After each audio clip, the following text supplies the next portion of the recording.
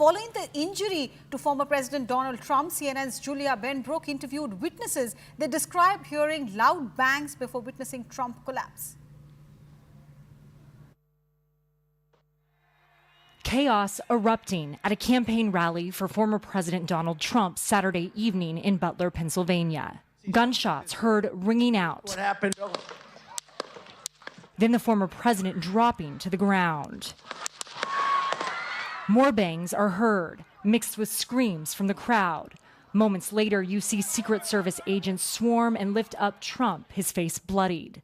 Trump then pumping his fist and shouting to show he's okay as he's rushed away. A spokesperson for Trump saying, quote, President Trump thanks law enforcement and first responders for their quick action during this heinous act. He is fine and being checked out at a local medical facility. More details will follow. The Secret Service killing the suspected shooter. Law enforcement says he was positioned on a building rooftop just outside the rally. It's very shocking. I think a lot of people in the crowd just thought it was fireworks going off. I knew immediately it was gunshots. A Secret Service spokesperson saying this is an active investigation, and law enforcement officials say this is being investigated as a possible assassination attempt. There's a detail that's with the president 24 hours a day. But also, you have to remember, the former president isn't that long out of office. So there are still threats that linger, that carry over from his time in office. The incident happening just days ahead of the Republican National Convention in Milwaukee, where the 45th president will formally accept the Republican Party's nomination for president. President Joe Biden denouncing the shooting. There's no place in America for this kind of violence. It's sick. It's sick. Horrifying. I mean, the shot, and the stuff was coming off the side. For people to do that, I don't know. It's just, it's stunning. It's absolutely stunning. It's just going to drive people to even be more for him. I mean, especially when that picture comes out. I'm very upset. I can't say for sure who's behind this, but I'll tell you what. It's only going to cause more division in this country because of the people that support President Trump. And it's only going to make people hate Joe Biden even more, whether he had anything to do with it or not, and whether the Democratic Party had anything to do with it or not. It seems that they'll do anything to remain in power. And I'll tell you what, it's only going to cause more division in this country. And there's enough already. You're going to see more. I feel like the nomination is coming up on Monday, and I feel like they don't want him. They don't want this man to be president because he's trying his hardest to save America, and that's not what they want. They want America to fall. They're scared. Yeah, they're scared. You're right. Yeah. They're scared. Gunfire erupted at a Donald Trump rally in Butler, Pennsylvania on Saturday, sparking panic in the crowd as Secret Service agents rushed in to swarm around the Republican presidential candidate. Trump emerged with blood on his right cheek and ear, and he defiantly pumped his fist in the air before being ushered to a waiting car. The shooter was dead, and the Secret Service was investigating the shooting as an assassination attempt, a source told Reuters. The Secret Service and the former president's campaign said Trump was safe following the shooting. Another person was in critical condition, said a Washington Post reporter on social media, citing the Butler County District Attorney. The shooter's identity and motives were not immediately clear. The shooting occurred less than 4 months before the November 5th election, when Trump faces Democratic President Joe Biden. Police are still trying to ascertain the exact motive. Was it political? Was there some other motive behind this? All of that is a matter of investigation. But politically speaking, Zaka Jacob, once again, you mentioned to our viewers how the upcoming Republican convention is important. This will perhaps be the first time that Donald Trump will speak publicly after this assassination attempt. That makes that event even that much more important? Well, absolutely. It's at the end of the convention that whoever the nominee is, in this case, Donald Trump is the Republican Party's nominee. He accepts the nomination of the Republican Party. He accepts that he will be the presidential candidate as far as the Republican Party is concerned. And then he speaks. The final sort of culmination act of all the conventions is when the candidate speaks. So Trump will be the final act of this 4-day convention, which is due to begin in Wisconsin on Monday. He will also have to announce who his vice presidential pick is. Right now, I believe there is a governor from South Dakota who's one of the front runners.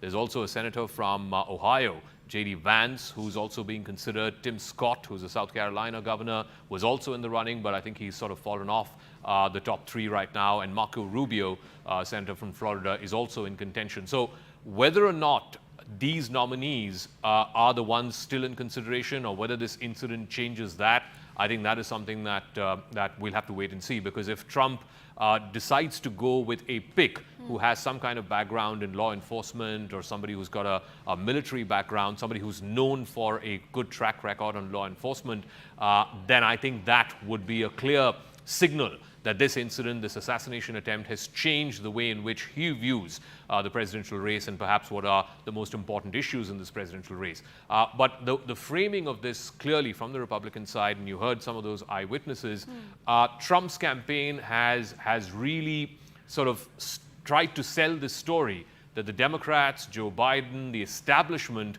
does not want him to run because he's the one who's trying to save America, make America great again. He's the one who is caring for the middle class that's been left out, so on and so forth. So the first part of it, he tried to convince these voters through the various legal cases against him, whether it was the hush money trial, the documents that were found at his home in Mar-a-Lago, or the attempt to try and change the election result of 2020. He sort of tried to convey to his supporters and some independents that, look, the establishment does not want him to run again. The establishment is out to get him. They abhor his kind of politics. And this assassination attempt will further put paid to that narrative, will further resonate with those voters who have believed that narrative or who have bought into that narrative that the establishment is out to get Trump. So I think there will be certainly a great solidification of support for Donald Trump. You will see a surge in support for Trump, particularly amongst those who haven't made up their mind to decide between Biden and Trump. I think the middle voter, at least a good number of them, will be moved by what happened in Butler, Pennsylvania. And like I said, we haven't seen too many attempted assassination hits on former presidents or incumbent presidents. I think the last time that I can think of was way back in the early 80s when Ronald Reagan was the sitting president and there was an assassination attempt on him. He went on to win a second term. But from whatever we know, the shooter, the lone shooter who's now been neutralized, has been identified as a local from Pennsylvania itself. He's a 20-year-old, a registered Republican, and we don't know any further details other than who he was, whether there were other people involved, whether there were co-conspirators, what his motivation was. We don't know any of that just yet. Right. And Siddhant, is there anything that you are picking up? Was the shooter originally an American? Was he white? Was his ethnicity, his background, anything that his social media profile has thrown up about what possibly could be the motive? Well, Thomas Cook is a Republican. This is what reports are suggesting us.